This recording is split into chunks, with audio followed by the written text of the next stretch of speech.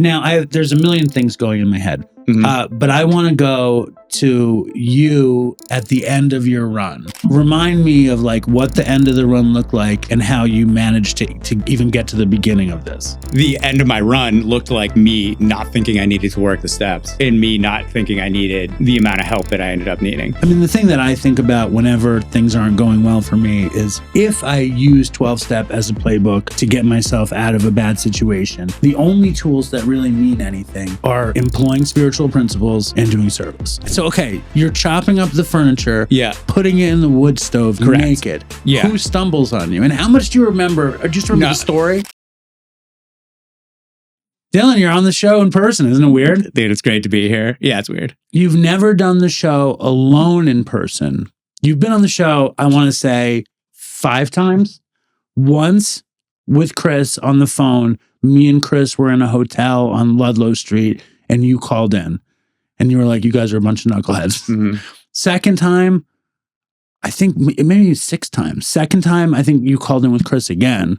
Third time was after Chris died, and that was the first time in person with Ryan and Colin and Mark. Was somebody else there? Probably. Alex. There's a bunch of people there, yeah.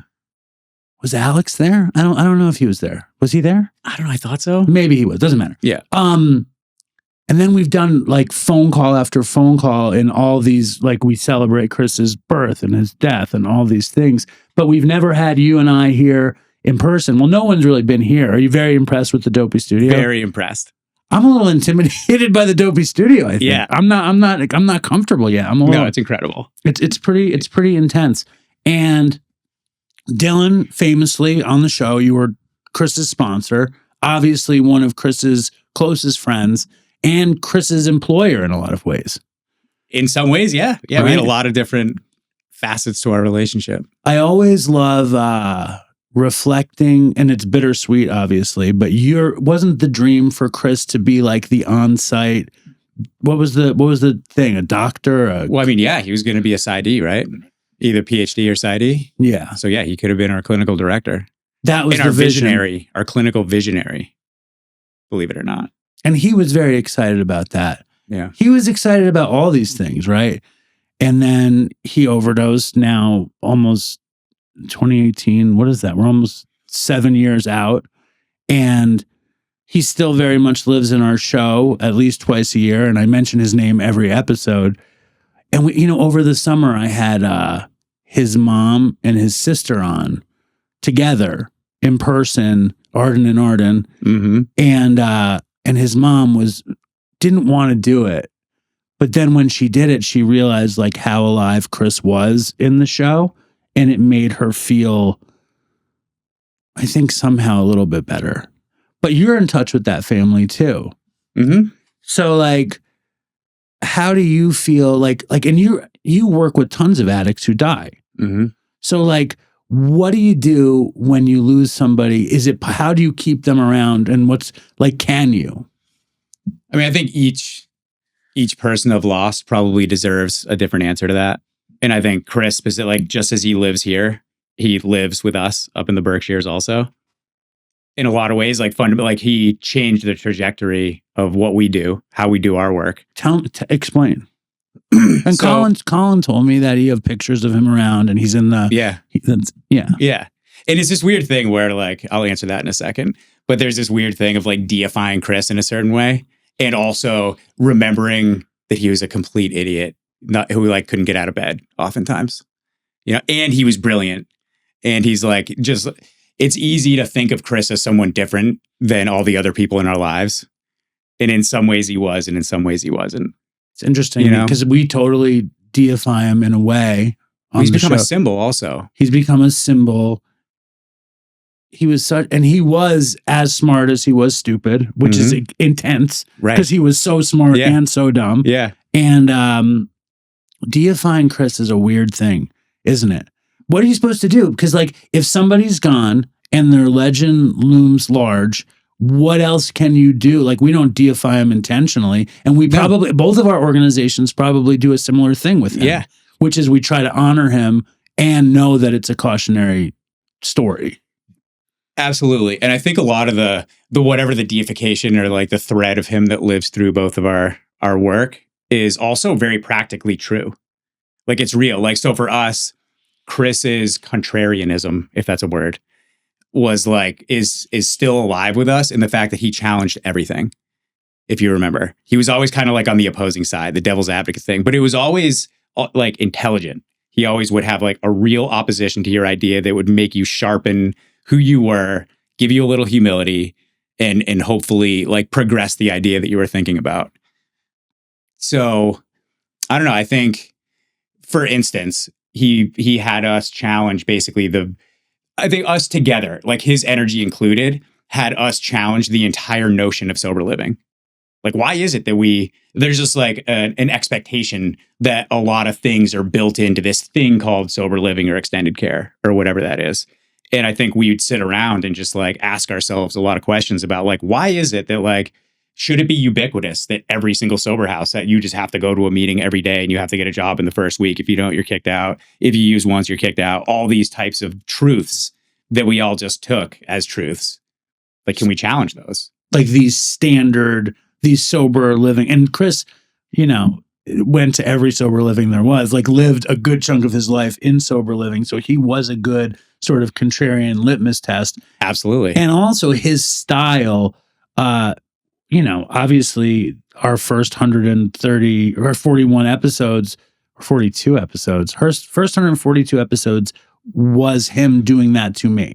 Like anything that I would say, he would come back with his way. Or if he was not like spacey and goofy and all those things, he would be needing to debating in front of other people. If it's just me and him, he could let it rock. But if anyone else is there, he needed to make sure that everyone knew that he was probably smarter than me. Like that was very important to him. So like what, because you're in the spot is called BTN, which stands for what? Berkshire Transition Network. Okay. Yeah. BTN. Yeah.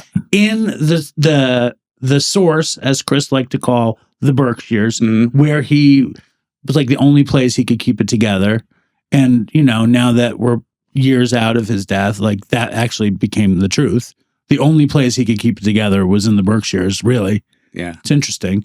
And what tropes does BTN follow that are normal, and what are some things that you're like, we're not doing that? And I bet you there's just a lot of flexibility between the two no matter what, though, right? For sure. And so like I'm trying to like think of how Chris was actually a part of that also. But like, so when Chris lived with us, there was more emphasis on like his engagement with the community and his ability to be like honest in himself. Like I'm really big on that. I'm like, don't join our fucking community. Like, come be yourself with us. And that's kind of like what the invitation was to Chris also. And to no fault of his own, but Chris had a lot of, or even his family, he had a lot of expectations, probably a lot of them self-made. And so we saw that towards the end of his life. He was like he was all over the place doing like so much shit. And he used to talk a lot about wanting to come back to the Berkshires at some point. He's like, if I can just get through this phase of like this like really challenging academic and vocational phase of my life, then I can come back and just like hang out.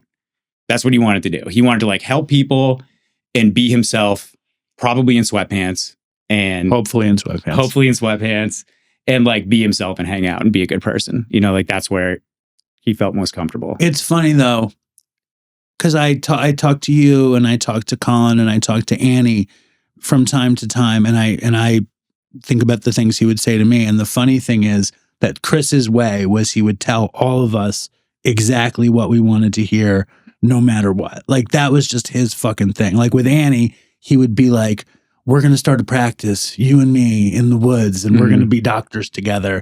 And with me, he would be like, no, I don't want to do anything besides Dopey. That's what I really want to do. And with you, it's like, I'm going to get to the Berkshires. Yeah. And that's what made him, so lovable and a lovable scoundrel. And I think he believed all of that. And I think he actually could have pulled that off. Like he could have lived in the Berkshires, been coming down to the city and had a practice there. And he was doing it. Yeah. He was totally doing it. He was doing it. And it's crazy. It's like, how did it impact? I know how we talked about this before. And like, one great thing about getting old and losing my ability to understand what's happening and remember things. I can hear everything a million times and not, but I watch TV shows a million times. I'm good at a repetition. Like when you talk about deifying Chris and you have this thing set up and he is a cautionary tale that helps set the table. Like how often do you find yourself reflecting on him, or even people being like, oh, who's that? Or how often does his story come up in treating people in the Berkshires? I think it more often comes up with like our team internally than it does. Right. Like a cautionary tale. Like what's a cautionary tale? You know what I mean? Like what would you say that Chris did wrong? You know, like, I don't know. What is the thing to guard against? Like he got too into academics. He worked too hard. No, I know what I would say, but I'm like stupid. What would you say? I would say he stopped going to meetings. He stopped going to meetings. He stopped doing his work. And he even said that like a year before he died. He was like, if you find me not going to meetings and like just fucking around, chances are I'm going to be in trouble. And like, yeah, I have a part of me that is like unwilling to push against that. And like, I think that's a really safe, intelligent take on it. It's just like, it's not like a one-to-one thing where if you don't go to meetings, you're going to relapse and die. But if you relapse and die and you had a 12-step practice, maybe if you hadn't stopped going to meetings, you wouldn't have relapsed and died. I think that's a very fair take. You know? Yeah. Even if it's a probability game. Even if all he did was increase his chances of making one foolish decision that would kill him. Like that's true. And you lived in 12-step forever. Like, are you still in it? What are you doing? Since COVID, really, I've floated in and out of it. So you're in and out. Yeah. What does in and out look like? In and out looks like going to a flurry of meetings for like a month or two and then not going to one for a month or two. But it's still happening. It's still happening. And it's still, I think, like I have so much 12-step in me that I'm really nervous about saying things like, I did so much work that like it's a part of my thinking now. Like when I think about my day, it's in the frame of a 10-step.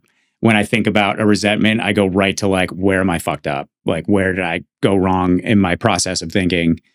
Like there's, I'm trying to stay in touch as often as possible with step one. Like, so a lot of that stuff is built in. That also freaks me out in the sense that like, it sounds like I just said I have it now. And but like, you didn't. No, I don't think so. Nah. And I would bet, like, if you go back to like pre-flurry, when you're in no flurry, you know what I mean? You're kind of chilling and you're not going to meetings. I bet the thing that incites the flurry every time is like something doesn't go right. And you're like, oh, boy. Like, I know for me, like if I'm not going and I go, I'm like, first of all, when I don't go, and I go back, I'm like, I'm not fucking staying. I leave. I get up in the beginning of the meeting. I go for a walk. I start talking to people. I cannot sit there if I'm not going to meetings regularly. Like I have a guy at my meeting who I'll leave with and just walk around and talk shit and pretend I kind of went to the meeting. Mm-hmm. When in reality, I like showed up, I got bored and I left. And like my family just went to Delray, right, for vacation, where I went to treatment a million years ago. And have you ever been to Delray Beach? Mm-hmm. You know, like they have that crazy recovery scene. They have this Crossroads Club, which is like all day fucking like really good meetings, like a snack bar, and they're selling fucking iced coffee pre-packaged, like every energy drink. It's like serious, like for people like us place. And I went, I think it was the first time I ever went to a men's meeting, which last week in Delray. And like some guy who kind of reminded me of Chris and your crew was speaking on 4th and 5th step. And and I'm sure I've heard it said before, but it didn't ever mean anything to me for some reason until this kid said it last week. And he said his recovery like is all about going from his head to his heart. And like, I'm never in my heart. I'm always in my head. And I was like, that's what I need to be doing. And I feel like that's the difference between being in it and not in it. Or like when you're out of it and you get out of the groove, how do you get back in it? You like get in. Yeah. I tend to go by inspiration, which might not be the best. When I'm having a hard time, I tend to go like inwards and kind of shut down, which probably my instincts might be off in that. But I usually get like inspired. Like I really feel like going to a meeting, and I'll like go to a meeting and draw inspiration from it. I think I also like, it's probably important to figure out like what are the super important components each of us draw from 12-step.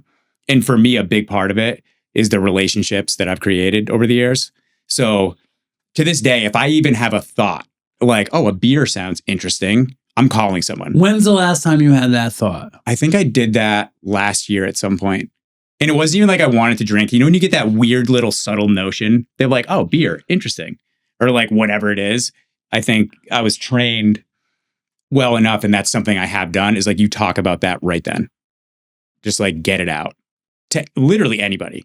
But hopefully it's like somebody that understands my condition and my history. And you, I mean, dude, your crew is so steeped in recovery that if you throw a penny at 20 people you know, you're probably going to hit somebody who knows what you're talking about when you say that. Yeah. It's funny, like I always want to be high, but I don't want to be using. Like I'm not like, this is interesting. Like I had hernia surgery in the fall, like serious fucking, and I got Oxycodone prescribed to me, and I was like, I'm definitely taking it. I talked to my sponsor, I talked to my community, I talked to my wife. I'm like, I'm fucking taking it. And my wife is like, no, you're not. And I was like, yeah, I am. I'm sober enough. I can handle taking this fucking drug. And she goes, all right, well, give it to me and I'll give it to you. And I really didn't want to give it to her. But I was like, that's what people talk about. Like they give it to somebody. And then so she doled it out to me and lied to me about how many I had. I think I had 30. She gave me 15. After the 15, she said it was all gone. But then I found the bottle that said 30 on it. And I was like, felt very betrayed. But it's like, and we talk shit about drugs every week on the show, you know? So I'm always talking, like I just had a sponsee on the show who told me he just got out of jail. He had 2 years sober. Well, this is an interesting question. He didn't really have 2 years sober. He was a heroin, fentanyl, crack, like crazy drug addict. And he was a police informant. And he went to AA, like kicking fentanyl. And I would say within 6 months, he was smoking weed and not really talking about it in the meeting or out of the meeting. Then another 6 months went by and he was still smoking weed. And then he was just kind of like, you know, you hear California sober, but you don't really hear California sober in AA that often. Do you? No, you don't. So like, all of a sudden, I'm stumbling upon all these people. And when I say all these people, 2 people who want me to work with them, who are smoking weed and not drinking, not doing fentanyl, not doing whatever. Like, how do you, I don't know what to do. Like, I've talked to some people and now I'm asking you, what do you do about that? Yeah. I mean, thankfully, there's no playbook and there's no exact response to that. I mean, I'll go through the steps with anybody who wants to and is showing a sincere desire to do so. You do it, even somebody who smokes weed? Sure. Have you ever done that? I'm sure I have. I've definitely done it with people who are still smoking, but the point kind of like of their engaging in the program is to not be smoking. I don't know if I've ever gone through with somebody who's trying to like use it medicinally or recreationally, where the point wasn't to kind of like taper off. Yeah, these guys both, one of them is like more open to tapering than the other one. And the other one, and this is where it gets interesting, and I'm very interested in your opinion about it. The other one says his psychiatrist is like, oh, if cannabis is really like doing all these anti-anxiety, anti-depression things, then I suggest you do this instead of anti-anxiety, anti-depression. Like, and I'm sure you've sponsored people who have been on anti-anxiety, anti-depression drugs. Of course. So like, what's the difference? Yeah, if there were podcasts 20 years ago, like I'm old enough now to remember this exact conversation about Prozac.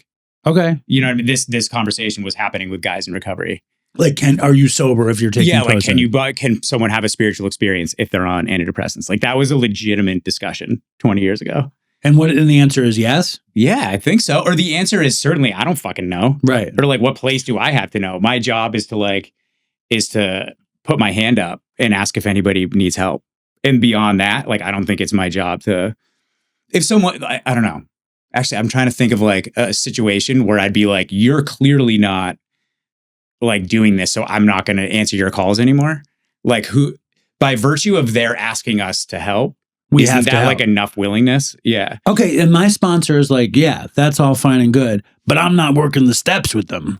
Like, that's what he said. He's like, and then somebody else is like, medicine is medicine. You're not a doctor. Work the fucking steps with them. And I mean, where I'm at, number one, I'm lazy. Number two, I'm incredibly busy. Number three, I'm a crazy procrastinator. And it's like, okay, do I want to spend all this time working the steps with someone who's getting high? Because medication, getting high, whatever. If I'm smoking pot, I'm going to get high. Even if I only smoke once a day, I'll get high when I smoke pot, you know? And I think I'm going to do the steps with them because like it'll benefit me. Ultimately, I'm self-centered. It will be, and I feel like I'm a better person if I do it. But I worry, like, is it not the thing? Yeah. I mean, what is the actual, it'd be interesting to like dig down and figure out like, what is the actual concern? Yeah, I think I don't want to do it. Yeah. I think it's totally, total selfish, self-centered concern.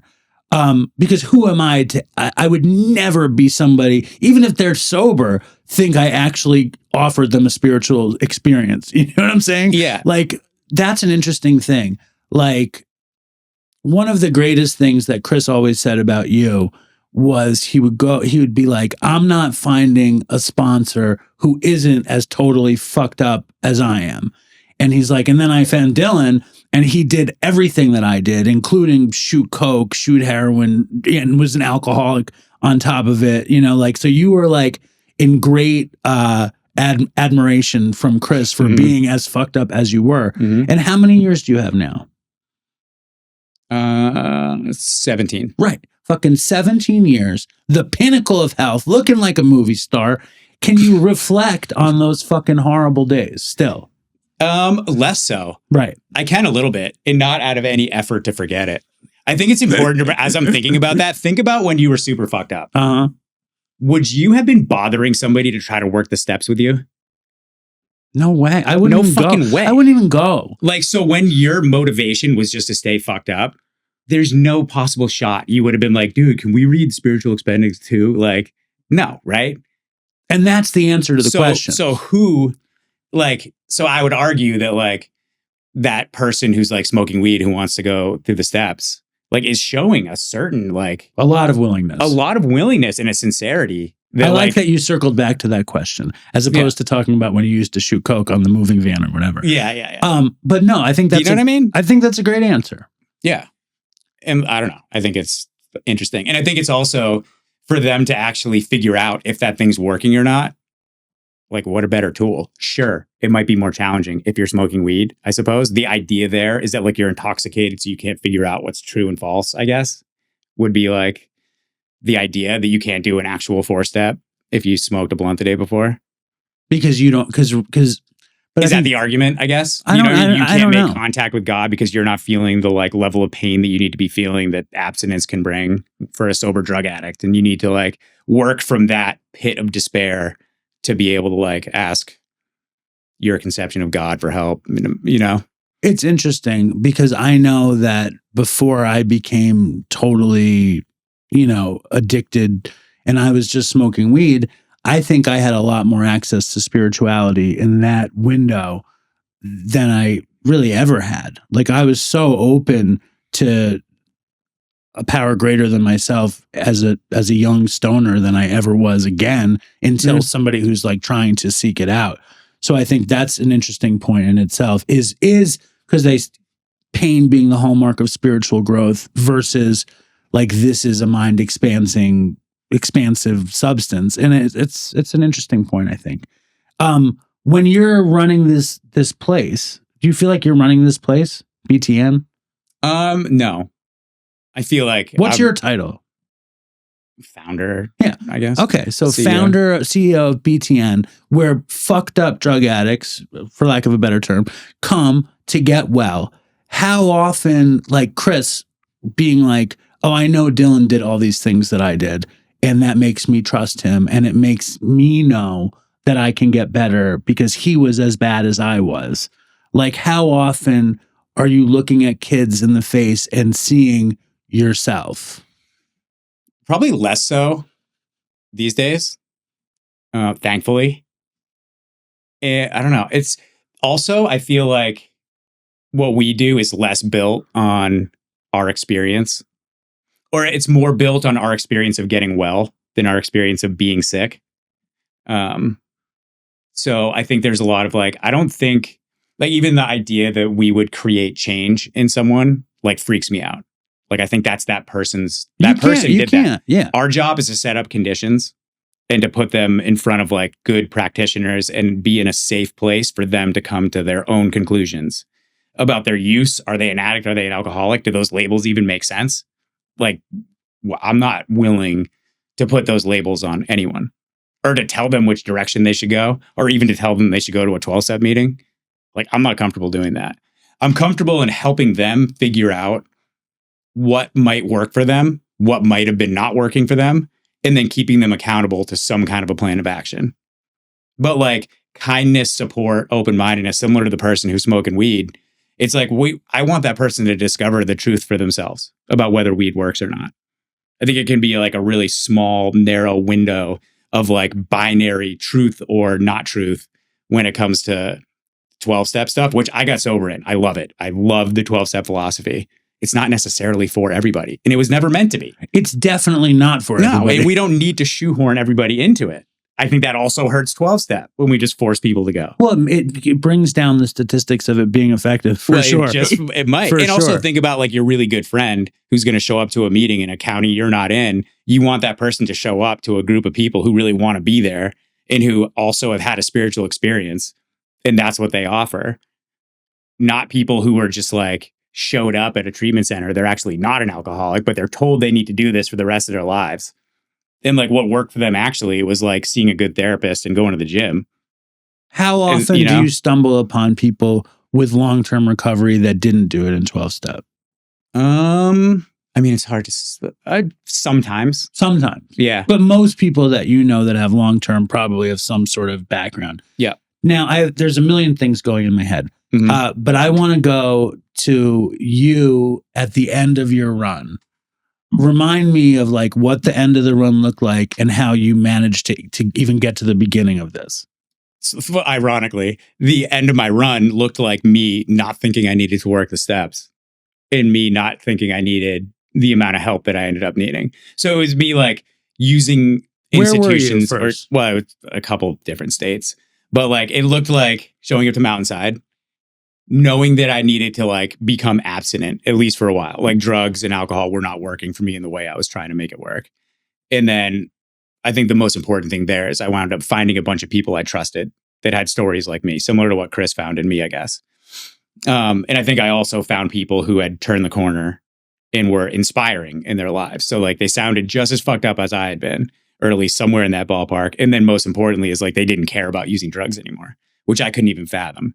The difference is at that point, even towards the end of my run, I didn't equate that to the work they'd done necessarily.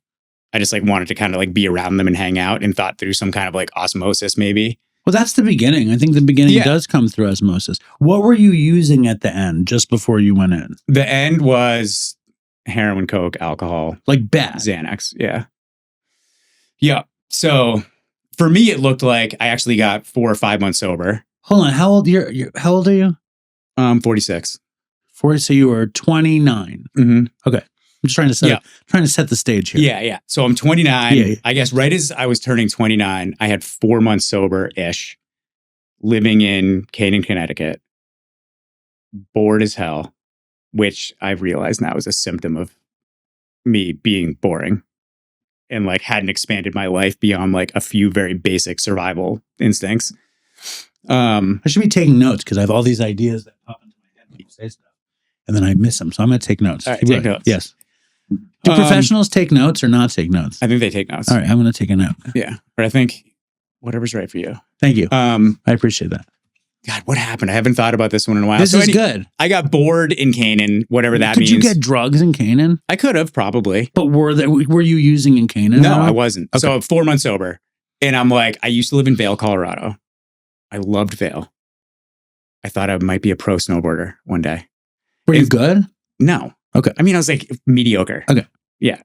And so me and another guy I was in sober living with, decided to move to Vail. There's AA meetings in Vail. People can stay sober in Vail. Like, what's the problem with that? I had a lot of people like, dude, that sounds like a sketchy plan. I hadn't even like formed a relationship with God, whatever the fuck that meant. And I had no clue what like a relationship to God, how that played any part in my love for heroin, cocaine, and alcohol. No idea. I could not like figure the two. Someone probably did. I never heard anybody explain that relationship to me.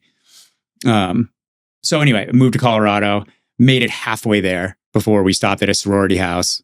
Where was that? Illinois, like South Chicago. Did you know the people in the sorority house, or were you like, oh, we should just stop here? That was a clinical it was somebody from the area I was living in who we'd like, this like young woman who seemed cool and we made friends with. And she's like, stop by our college on your way out. That seems like a good plan. Great plan at a sorority house. 29. Yes. 4 months sober. Yes. And some young woman like threw me a beer and I'm on the couch. And this is like actually an interesting moment for my alcoholic history. In that I remember like catching the beer and looking at it and being like, nope, I'm 4 months sober. Like, I'm not doing this. I want to go like snowboard and have a good life. And then like 10 seconds later, it's like, I can do that still. Like, yeah. Or like, not I can do that still. What's one night? Right. Exactly. That was a quick thing. Exactly. And then it was like, well, actually though. And then it's like detoxes, psych wards, rehabs, like losing my company I had, losing my house, like all this other stuff floods in of like, this is the fucking reason. These are like, things that have happened. Everything. Yeah. Right. Quickly supplanted by being like, those memories, I just need to go back further in my memory tree. And now I'm at 16 on Cape Cod in July at a bonfire and things were great. And that's what I'm like equating to drinking this beer. It's like, if I drink this beer, it's going to be a fun night. No big deal. Wake up tomorrow, go to Vail. What's it like? I've done amazing for 4 months. I'm probably cured by now. And had that beer. And then the whole like the sadness of realizing that I'd broken it didn't even get me to the place anymore. And that for the last couple of years, all I really wanted was oblivion anyway. So what did you do? So I went in the basement with a fucking fifth of vodka and just pounded it. That didn't get me there. So then I stole my buddy's car and went into the south side of Chicago to get crack and try to get heroin. And then I'm like looking for needles and fucking... You got the crack, but not the heroin? Correct. That was always the problem. Yeah, that's the classic. That is the classic problem. Worse when you have a habit, not the end of the world. If you don't. When you don't, yeah. I was in Jamaica one time. I brought a ton of heroin with me, ran out of heroin because I couldn't spread it out, and then went seeking heroin in Jamaica. And nobody has heroin in Jamaica. No. I don't know. Why isn't there heroin in Chicago? I'm sure there was. Right. I had the same problems. I would run out. I ran out in Vegas. I ran out in fucking Miami. That's I ran where out in the Carolinas. That's where I developed the phrase, I don't want to freak you out, but you know where I can get some heroin. I don't mean to freak you out. But yeah. So you wind up scoring crack and shooting it. Mm-hmm. You break it down with the lemon. That was Chris's favorite stuff. I think that one, yes, or vinegar. So then what happens in the So then I make it to Denver. So you and your buddy wakes up. Do you tell him what you did? He realizes it and then tells me that secretly he's been getting high. So then we're off. And then we just drive from Chicago to Denver.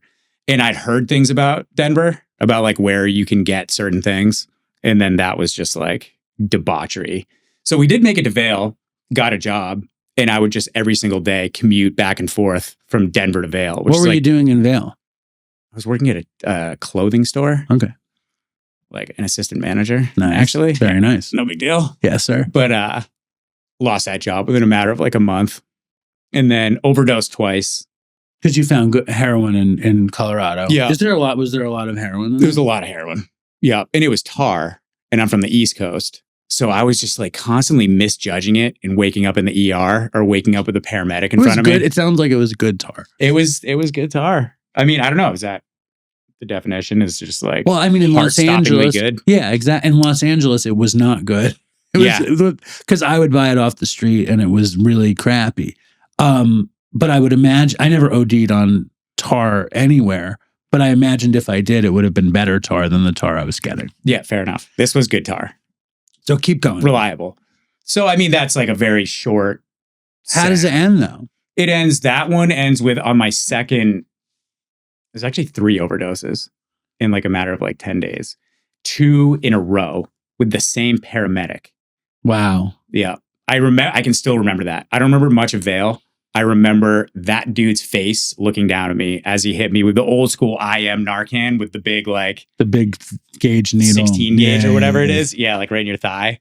The Pulp Fiction fucking adrenaline shot. Yeah. Yes. Yeah, that thing. Awful experience. And I had a habit by that time. So it's like just suffering, immediate suffering.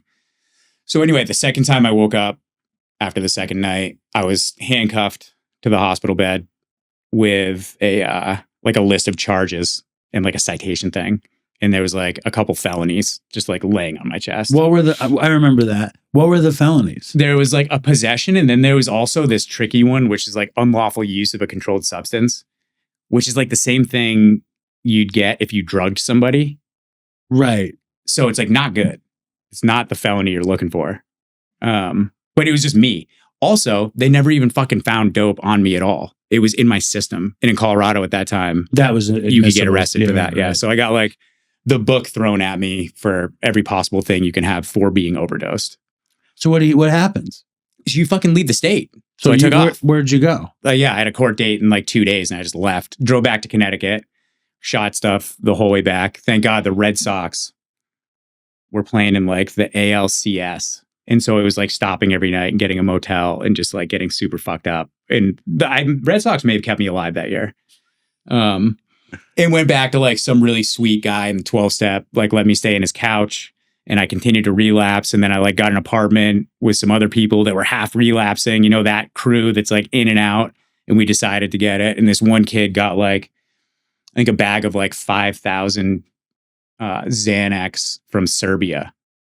And we had like a candy bowl.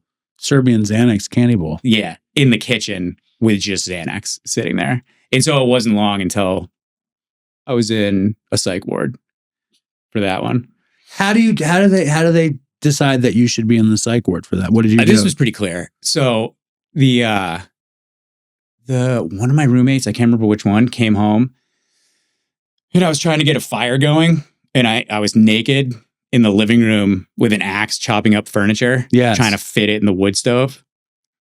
I don't think you told me this story before. Maybe not. I don't know. There's a lot of them, you know? Listen, first of all, before you say another word, thank you for delivering some Dopey. Yeah. Because we needed it.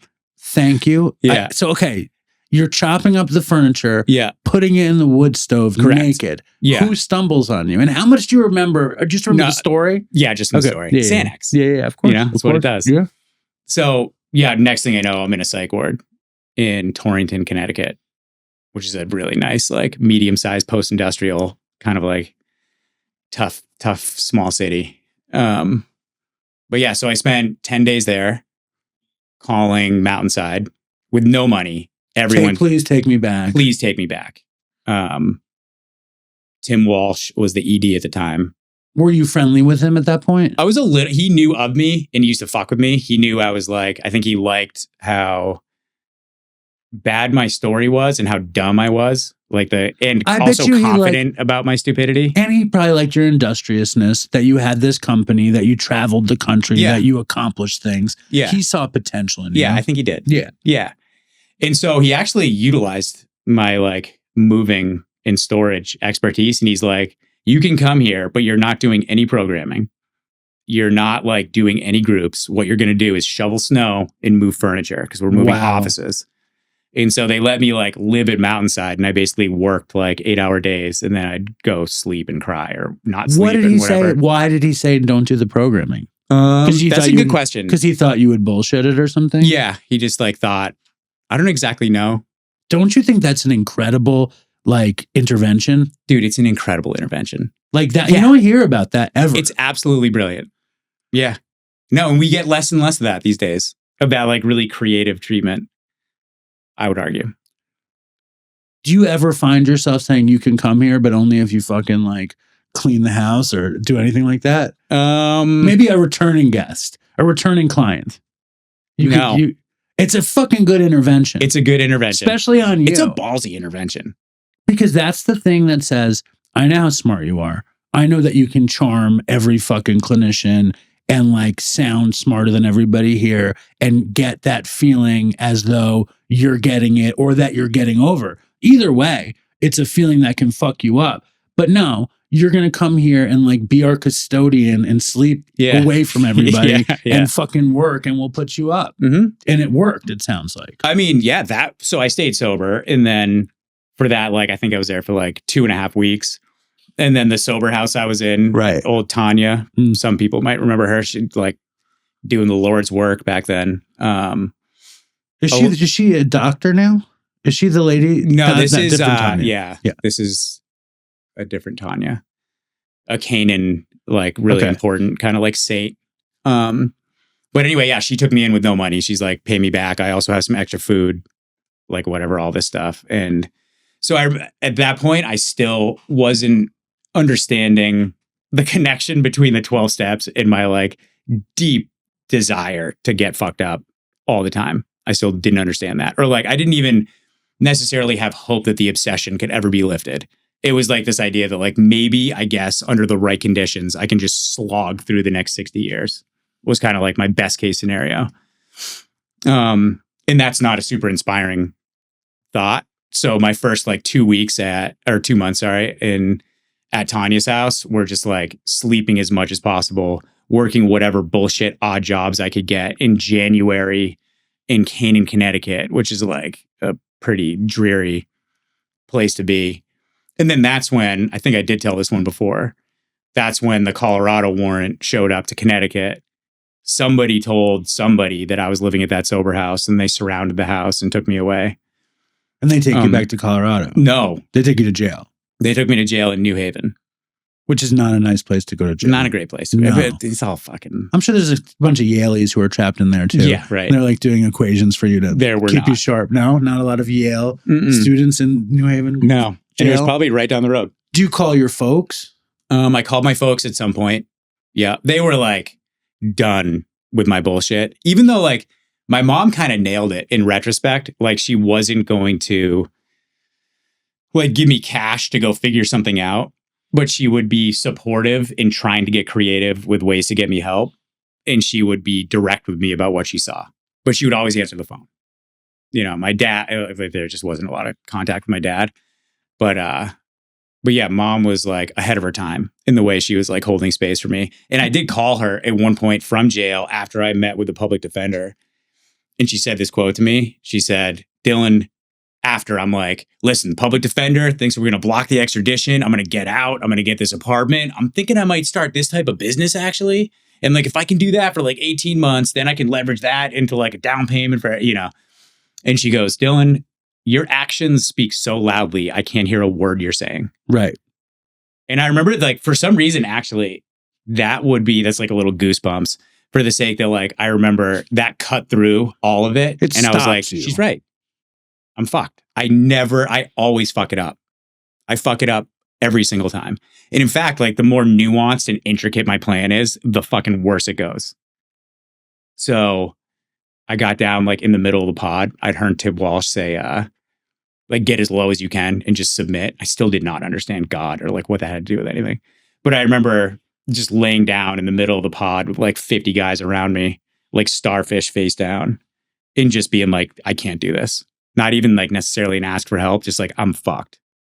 Acceptance. Deep radical like, acceptance. I'm fucked. So what happens? And then from there. And I think this is very, very valuable, by the way. Okay. I think it's very valuable. In a way, I'm interested because I hold you in high esteem. Like I love when you get to come here and you've traveled such a crazy story, 17 years, but it's not like people meet you and they don't know, you know, where you've come from. And I have some idea and I like to remember. And I know that our audience, some of them are face down right now in some bad place. And to see you or hear you, there's a lot of value. And I also, you know, egotistically think that it's good for you to remember this now and tell it like it's fresh. And then you're like, oh, I haven't mentioned that in a while. Yeah. Anyways, keep going. I think I appreciate that. You're in the pod, you're against the ground, you're like, I'm fucked. And how do you not do all this time in Colorado? Okay. Pure serendipity and like the people in my life. So a couple more weeks in New Haven, kind of like getting ready for a court date. I end up seeing this judge who does remand me to Colorado. We get back on the little shuttle bus thing to go back from the courthouse to the jail. We're like all shackled together like normal. And the bailiff comes out and is like, Mr. Woods, like, come, whatever, calls me back. There's another judge that had like seen my case and wanted to override that other judge's ruling and basically noticed that a bunch of guys from my sober house were in the back row and said that he thought the charges from Colorado were bullshit. They shouldn't spend that money. I shouldn't be punished in that way. And said, like, basically left me in the custody of that sober living. Wow. Which left Colorado, the only power they had now, if the extradition fails, the only power they had was to just like do virtual probation, which is what I wound up doing. So, I mean, they leave you in the sober house then. They leave me in the sober house. And that's for whatever reason, like that series of events had me really open-minded and had me feeling like really lucky. And I just like sought out Tim Walsh and I was like, I want to go through the steps. He's like, ask me in like 6 months because we just started a big book step study and you can't do this one. It's full. And I just fucking kept that every day. I showed up to his office. Like, I'll sit on the floor. I'll do whatever it takes for you to let me in that thing. There's no way you're too full for me to fucking sit in the corner. And he wound up agreeing. And I brought a buddy with me, of course. And we did the steps. And that was fucking life-changing. Who did he bring with him? Who did you bring with him? Dan Yu. Okay. And you wound up doing the steps with Tim. Mm-hmm. Seems like, like Tim isn't like, yeah, smoke weed, I'll work the steps. He's like, come back in 6 months. What do you think Tim would say to the smoking weed and doing steps? It's a good question. I don't know what he'd say these days. He doesn't have like an inherent hatred towards weed. No, who does? Everyone loves weed. Yeah, I mean, I don't know. I feel like there's some fucking dogmatic people out there. No, Tim came on the show. I feel like he called in when Chris was alive, and I definitely had him on afterwards. And he's always been, and like when I was in Mountainside, like there's no way Tim had any clue of who I was. Like I kept my head down. I didn't talk to anybody. Like, but he made an impact on me when I was there. Just the way he talked and how fired up he was and how committed he is. And like, I know he's still as committed. Mm-hmm. And, are you like he took you through the steps and how close? I know years ago you were still very close with him. Are you still very close to them now? Yeah.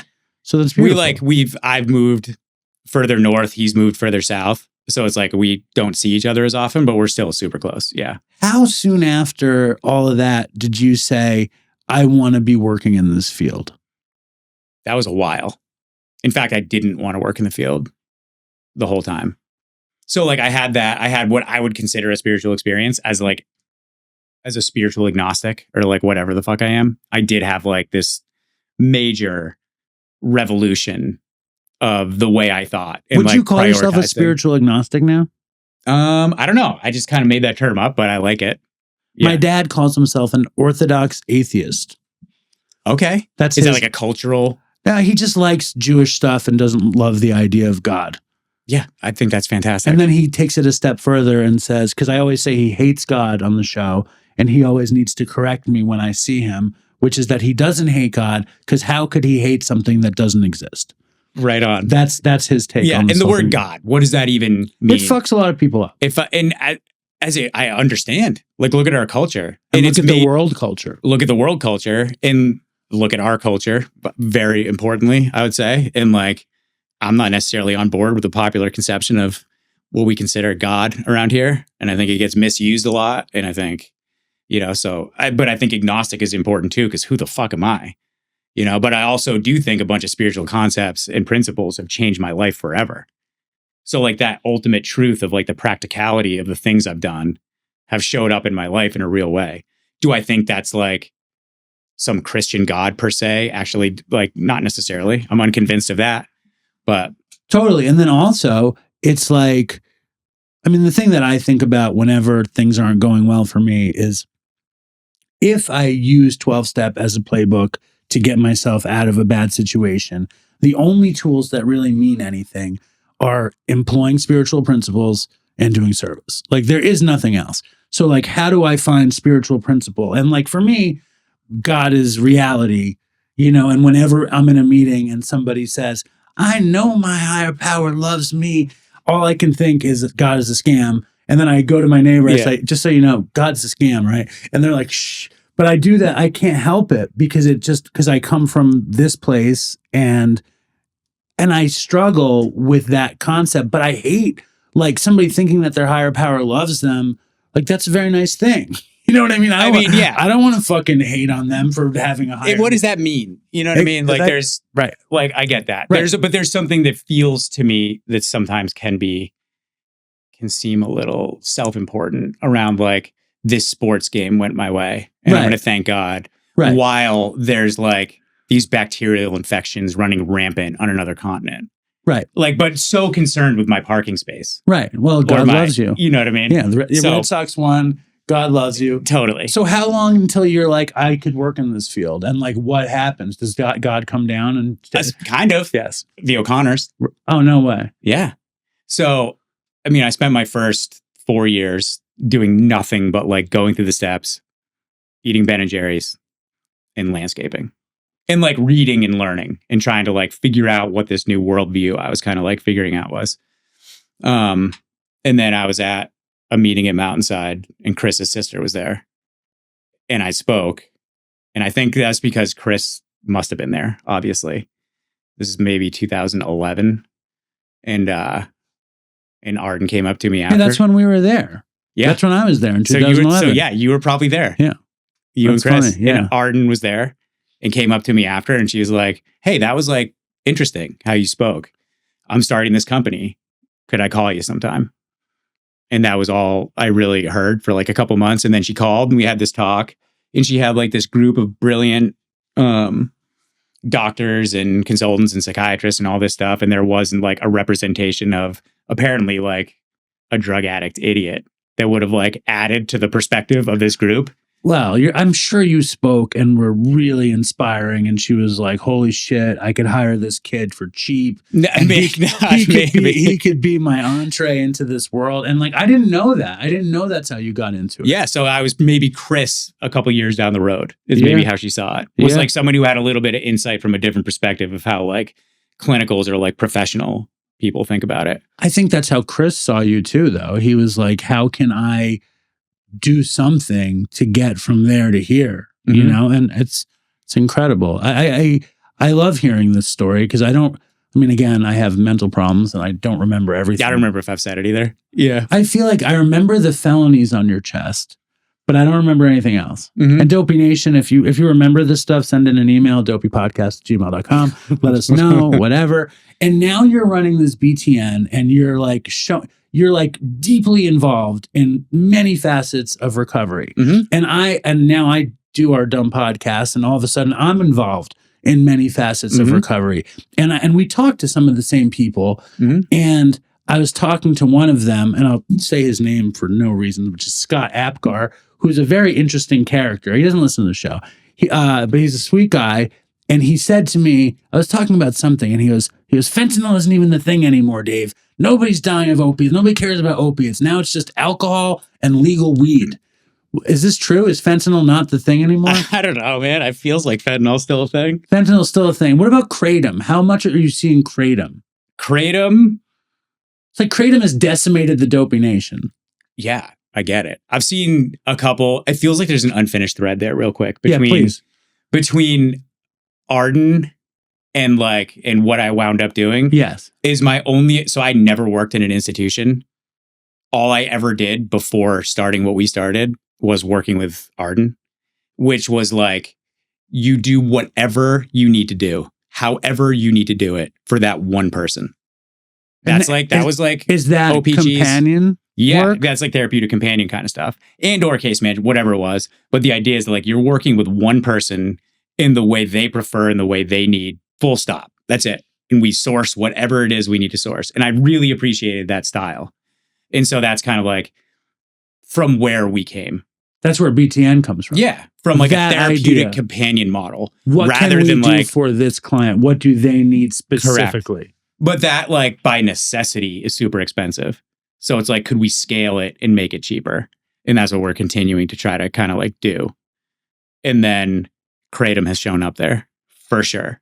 Not a ton. I want to stay on this other thread that you've brought us back to for a second. All right. We can get to Kratom. I thought I wove it in. Kratom's always there. You did. You wove it in nicely. But like, let me ask you this, because the thing that pops into my head when I hear you say it is like, and when I look at the world and I look at people who make it and people who don't, you don't know why. You don't know why somebody makes it and somebody doesn't. You know, somebody is getting tough love and it works, and somebody is getting soft love and it works, and vice versa. Like if an addict needs X amount of shit, right? They need it to be this, and this. Like my thought is, are they too entitled, or is it too easy for them? Or like, are they calling the shots at that point? Is that good for them? Like, how do you even decipher that? Like in the old days, in fucking TC days, I mean, like, do you think the numbers for people getting better are better now? Probably. Yeah. Just no one's brushing like the I would think so. The toilet with the toothbrush. Yeah, we're also like, I think, engaging with a whole nother population that we never would before. Right. Which is the people who aren't quite sure, like, where do I stand? Like back in the day, not too long ago, if you were still smoking weed at an outpatient, you're out. You're just literally cut from the program.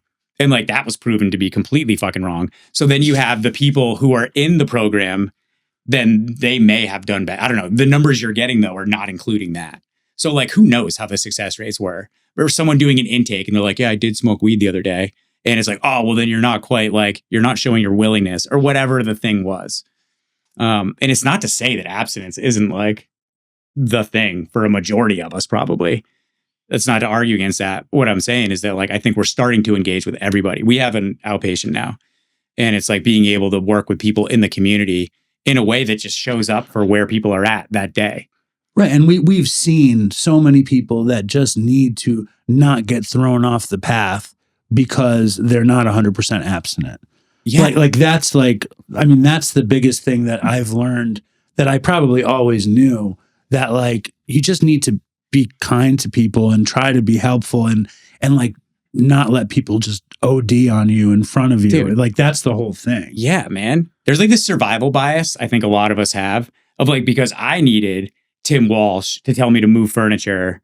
That doesn't mean that everybody That doesn't mean that everybody needs it. But then like the system picked for a bunch of us to be here 10, 20 years later and have that conversation about what worked for us. And they're like, well, that must be what works. And it's like that, but that's what makes it so hard, right? That's what makes the industry so difficult to decipher or understand, because what works for you wouldn't work for me. And what works for you that month of that year might not have worked for you 3 months before that. Yeah. You know, that's where it gets crazy. I recently had a conversation with a very brilliant kind of harm reductionist lady who's doing all this research on Ozempic, that Ozempic can cure addiction. Mm-hmm. Now, as somebody who, you know, obviously works in the field, what's your first response to that kind of thing? That we'll get back to Kratom. That like this chemical can solve the problem, can be every person's like style. Impossible. I don't think there's anything that's going to be the golden fucking solution. Why not though? I mean, like, is there I mean, pick a problem in the world. Is there ever like one thing that fixes everything? No, right. And also, I'm not trying to abolish the way anybody does anything. I think the field, it'd be nice if we call it a field again, rather than an industry. I don't think you did. I think a lot of us do now. What's the difference between a field and an industry? Feels cooperative, and it feels like we're actually worried about like research and data and people, whereas an industry sounds like let's get money out of these people. Correct. Yeah. So anyway, I'm not advocating for the abolishment of anything at all. I think we should have the widest possible variety of solutions available to as many people as possible. I think that's the thing. It's like the golden buckshot, not the silver bullet or whatever. The golden buckshot. I think it's silver buckshot. Did you make that up? No, I've heard buckshot used before. Have you ever shot a shotgun? Yeah. With buckshot? Chris posted a picture of me with a shotgun on Facebook. What did you shoot with the buckshot? I don't know, I just shot it. I famously, to two people, shot it in the air on a houseboat in Mississippi and like fell into the water and ruined the shotgun because it like kicked back into whatever. I have like a little bit of gun experience, but I'm a New England kid. I'm interested in buckshot because as a kid, I always figured a shotgun was more powerful than a pistol. But then you hear about people getting shot with shotguns and they're like, okay, this is disappointing to me somehow. Well, isn't that what you'd want is like a deterrent rather than like a fatality? I was excited for the gun to be that much more powerful because it's so big. Well, that's a slug. You can have slugs in a shotgun that'll fuck people up. We sound so ignorant. That's okay. Yeah, that's fine. Any gun lovers in Dopey Nation that are ashamed to call us your show, please send in an our email. ADHD is on full display. This is good for the show. Okay. That's always good for the show. ADHD is good for the show. So Ozempic, you say throw it in a box, maybe it'll help somebody. It seems to be helping people. Have you seen it work at all? I've seen it work. I don't know if I'd say I've seen it work for substance use. Have you seen it work for alcohol? Or just food? Certainly for food. And then I think I don't know. The jury's out on that. The jury's out, but there does seem to be some data that's showing like a reduction in cravings. And then from GLP-1s. We'll get to create, GLP-1s is made from originally from Gila monster venom. That's right. Isn't that incredible? Yeah. It's a rat fact, as Chris would call it. That's a rat fact? Yeah. How's that? Do you remember Chris's rat facts? Just remind me. They were like his dad used. So this goes back into why Chris is so important to like both of our endeavors. Is he would always have this weird nuanced thing that kind of undercut what you were saying. Right. He's like, actually, studies in the 60s show that whatever. And so he did that clearly growing up with his dad all the time. And his dad came to call them rat facts. Like, Chris, shut up with your rat facts. Just do the thing. That's awesome. Yeah. Awesome. Yeah. Now, Kratom, right, kind of is a really interesting one for me because I'm extrapolating this just from hearing people talk. I don't really have no studies, no hard data, no nothing.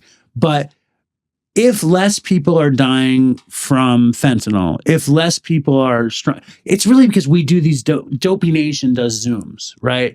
They do 25 Zooms a week, like that I don't go, they do it, right? And the biggest Zoom they have now is the Kratom Zoom. And that these Kratom folk are showing up in all the other Zooms, and every Zoom is like getting taken over by Kratom talk. So my theory, and you're in the field, is that people are scared to die from fentanyl, and they hear Kratom gets them high nicely, so they're all getting strung out on Kratom. Now, the next thing is that if they're not all strung out on fentanyl and heroin, Kratom is a great deterrent from dying. However, they're all strung out on Kratom, and now they all want to get off Kratom, and people are putting them on Suboxone. So it's like, what do you see? What's happening in the field? Yeah, that's a lot. I mean, are you seeing this stuff happening? Yeah, I mean, so what I've seen, I haven't seen a lot of people, which I'm sure happens, go from fentanyl to like a harm reduction use of Kratom. No. I've seen a fair amount of people go from abstinence to Kratom as like a less harmful relapse. Coming from opiates in the first place. Correct. Opiates, abstinence, Kratom. Yeah. I've also seen people who were none of those things and be told it was this great supplement. Yeah. And get hooked on Kratom, which is like, there's a thread through my thinking lately, which is like, just be fucking honest. Can we just be fucking honest? When I'm walking through like the Upper West Side a couple months ago and I see a Kratom advertisement that says like, great for workouts. I'm like, fuck you. Well, how long do you think it's going to take? Like, somebody just called me and it was very exciting to be in some story about recovery or something. And they're like, what should I be covering? And I was like, Kratom. Like, how come no one is talking about Kratom? How can like every gas station be selling Kratom? How come on the Upper West Side they're saying it's a great supplement? And meanwhile, every rehab has a Kratom protocol now. Like, how long does it take? Yeah, I have no idea. I don't know, man. And this is like probably less of a problem here than it is like, I remember driving through the PNW a couple years ago, Pacific Northwest. Nice. I like that. And there's plywood with spray painted Kratom on it with like an arrow towards a fucking gas station. Right. And it was like everywhere. And I feel like, again, I haven't figured out a specific judgment on Kratom itself. It's like, the false advertising of it is what pisses me off. Because I have known people who have like chronic headaches and were like, oh, Kratom worked. But then 2 years later, they're strung out and it becomes not cheap. So like. No, that's what I'm hearing. And I also hear like people say that I demonize Kratom on Dopey and that I don't give it like the value that it has for so many people who are using it as a harm reduction path. And at BTN, like, have you had people show up just on Kratom, and have you had people use it as harm reduction? Is it allowed? I don't think it would be allowed. I'd be curious. I'd want to know more about why you would want Kratom as a harm reduction versus Sublocade, Suboxone, or Methadone. I'd be curious. I'm uneducated, so I'm not even necessarily like putting out an opinion on that. But I would be curious to like, one kind of has like a clear supervised trajectory built into it that you're going to be like part of a team that's hopefully heading somewhere. Someone's like hating what I'm saying right now. What do you mean? Because I'm sure they've been caught in a bunch of like really shitty systems where you're either Suboxone gets like cut off or you fail one drug test and then you can't do it anymore. And then you're forced to go back to like what you're doing. Or some of that stuff is much harder to get off, arguably, than Kratom. So like, I get those arguments too. But it seems like it has a lot of potential to kind of just like wind up being this perpetual thing that I think, as far as I understand, costs a fair amount of money too. It doesn't feel like it depends like the kind you're using. I've never done Kratom. It's like the other thing that I'm starting to realize is like people who are on Ozempic, you have to be on Ozempic for the rest of your life. Maybe so. I don't know if that's true. That's what I mean. I don't do a lot of research, but as far as I know, that's true. Same with Suboxone though. It's like if you're not getting weaned off Suboxone, people are on Suboxone fucking forever now. I don't know. No? I mean, Sublocade. You know Sublocade? Yeah, people. It seems like Sublocade is a great. Are you saying that I don't know what I'm talking about, Dylan? No, I was asking you if you knew about Sublocade. I feel like I've seen success stories about that. No, I mean, my sponsee, like his wife, just wound up getting off Suboxone and onto Sublocade, and it sounds like they're very optimistic about it. And I'm just saying, like, more often than not, like I always wanted to be on heroin forever. Like I wanted to be on heroin forever and I couldn't afford it. And I remember trying to do the math, like how can I afford to be on heroin forever? Because this is how I want to feel. And it turned out I couldn't. I could have been on methadone forever. And I didn't love that. It it just wasn't a good time for me. It didn't give me all I wanted in life. And then I kind of wanted to be on weed and pills, benzos. I would have liked to have been on forever, but I couldn't deal with it. I just lost my mind. And it's like now I'm hearing about people, like I have a friend who's on Ozempic and she says she needs to be, if she wants to maintain her weight, she needs to be on it forever. And I have a lot of people that I talk to in Dopey Nation, they don't want to be on Suboxone forever, but they're not getting off of it and they're at a high dose. And it's going longer than I ever anticipated it going. And I'm looking at you and I'm realizing the point. The point is like everyone should do what they do. Everyone should do what they do with support. Right. And like with all the information they can have. And it's also like a narrow view of like how do you want your life to look beyond? Your life isn't just like, am I on Suboxone or am I off it? How many milligrams? Your life is huge.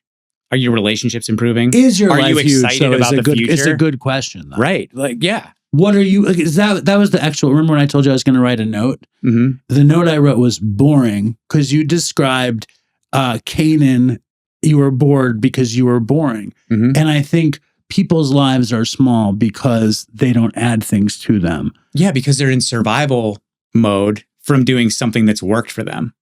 It's like, I don't blame them for that. I didn't blame me. Like the only way I knew how to psychologically survive was to be fucked up all the time, which by definition created a small life where like that was all day, every day. I get up and I'm trying to maintain psychological fucking survival. So I think some of that stuff is like, I don't even care. Is it Kratom? Is it Suboxone? Is it Methadone? Whatever it is, are you growing in some other areas? Are you healing in some other areas? Are you excited about anything? Are you mending relationships are you cutting people out that should be cut out? Are you like doing all those things, which usually takes a village? Right. And that's the total like quality of life shit. Your quality of life depends on those exact things. And from what I understand, that's like the point of BTN. Like, how do you add these things? Yeah. How do you, and like, true. Would you say the biggest goal of BTN is raising the quality of people's lives? Yeah, I'd say so. It's interesting, kind of like sidestepping the abstinence thing. Not that it's not so important for so many of us. Like, it is that defines my life, whether or not I'm abstinent. Like, I will be a feature of this show if I don't fucking remain abstinent. There's also, if people are, I'm getting a little bit more bendy with that kind of stuff. Well, no, I think for me, my truth is that goes off the deep end, and I'm probably like not doing well very quickly, either dead or whatever it is. But so there's this other concept of like, it's a sociological concept called opportunity structures. And the idea is like, how many things are available to me that I care about right now? And I think if you look at using through that lens, is using limiting the amount of things that I can engage in that I care about, then that's a good data point for maybe I should back off or maybe whatever. It sidesteps this moral quandary of like, explain that more, please. Am I an alcoholic? Like, so abstinence is like, there's a lot of judgments sometimes with just like the, am I an alcoholic or not? Like, am I broken? That means all these things that like, okay, I can definitely never use or drink again safely. And it's all these truths that sometimes people aren't ready to engage with. And they're not even truths. They're these crazy caustic fears, basically. And oftentimes they're truths. For me, that was a truth, but I'm not saying that's a truth for you. I am saying that's a truth for you, probably, actually. Yeah, probably. But not for everybody. So this idea of opportunity structures just looks at the practicality of your relationship to substances and how it plays out in various ways in your life. So does me using limit my ability to pursue an education? Does it limit my ability to engage in relationships with my family? Does it limit all these things? Like, that's just something to look at. So my use makes my life smaller. That's something to consider. That's outside of the scope of morality. It's not defining it as a certain thing. It's just a truth that it's like, oh, when I smoke weed, I tend to like do less. Eat is more. The trope. Right. You know what I mean? So I think engaging with it in a different way can be helpful for some folks. And that's one of the lenses that I look at it through. So in terms of like how we do it is like exposing people to as many possible things that they might find exciting and holding them in a non-judgmental, safe way where they can do that without judgment. I think that's a huge part of it. So like wherever you are is finding a group of people that just like want to support you. And then almost secondary becomes the decision of like Methadone, Suboxone, Kratom, Sublocade. It's Ozempic, like what's happening in the other parts, Ozempic. The mighty Ozempic. Yeah. What's happening in the other parts of your life. Yeah, I think is like equally important. It always makes me wonder, like I think I told you about how I wanted to, like I was scared Dopey was going to fall apart. So I wanted to create a movement and call it the alt recovery movement for people who are scared of AA and, you know, start a cult and save lives and be important and all that kind of thing. It's like, do you think it's important to, and taking me out of the story in general, like, because there's a movement to be had that's outside of 12-step movement and it isn't defined. Do you think it would be helpful to come up with something like that or like, fuck it? Do you know what I mean? Yeah, I do. I'm sure that plays out in your head from time to time. It does. Because it's a cool idea.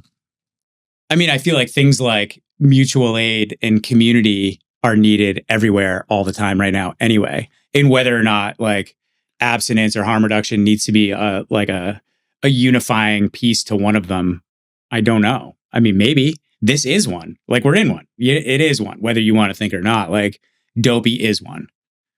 It's a like, cult. No, I would rather if it was more of a financially successful cult. Okay, that would be fantastic. I don't know. Like, I wonder though. Like, I don't know. Like, and I don't know where my ego is in with it, or like, how many times do I hear from so many people who want to do X, Y, and Z, but don't want to go to a 12-step meeting. Mm-hmm. They don't want to be in AA or NA or CA or SLA or whatever. Or like I had a guy here who was totally an alcoholic, you know, and we were doing it. And I didn't use his show. He made me not use his show. And he was like I go to AA. I probably never drank. I probably got drunk 7 times in my life. And I say I'm an alcoholic like 4 days a week and I don't care. And he's like, well, I don't want to say I'm an alcoholic. I don't want to label myself. And I'm like, dude, the whole magic is the willingness to say something. It's like this weird incantation that turns into this other thing.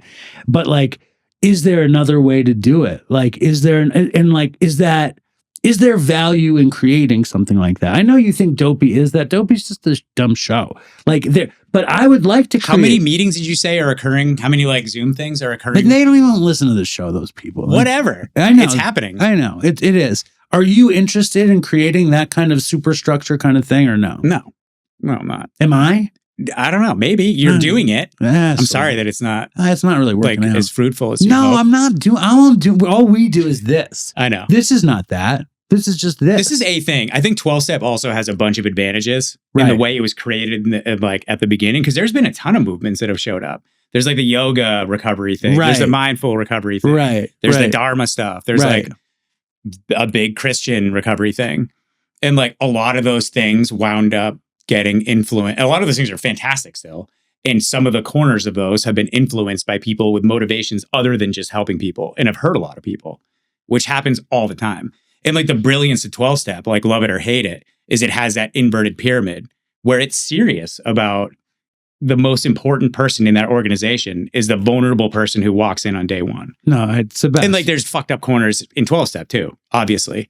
But like the way it steered itself away from a profit motive and from like a very clear dogmatism around like even what God is. I know there's corners of the country that have that, but like there's a bunch of things that have left it able to remain neutral and stable over almost 100 years, which is incredible. And a lot of these other things wind up with scandals.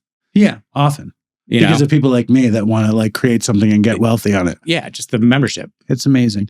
Is there anything you did? This has been long. Have you had fun? Has this been good for you? Yeah, dude, it's great, man. It's so good to catch up. Howie, did you have fun? That's great.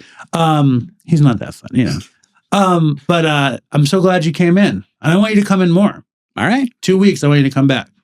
All right, man. Also, March 11th, I want you to be our storyteller. Fucked up story. Will you do it? Think about it? I'll think about it. But will you think? Because I'll think hard about it. I'm going to throw Dylan. Everyone's heard all my stories. Doesn't matter. Not in that place.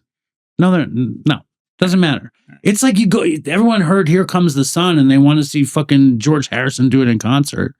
Do not. Yes, they do. Well, I'm sure they do, but don't. If you see Rob Bass I'm and uncomfortable with DJ that Easy comparison. Rock, they best be playing "It Takes Two." All right. It's like you come to the thing, do this, tell a story.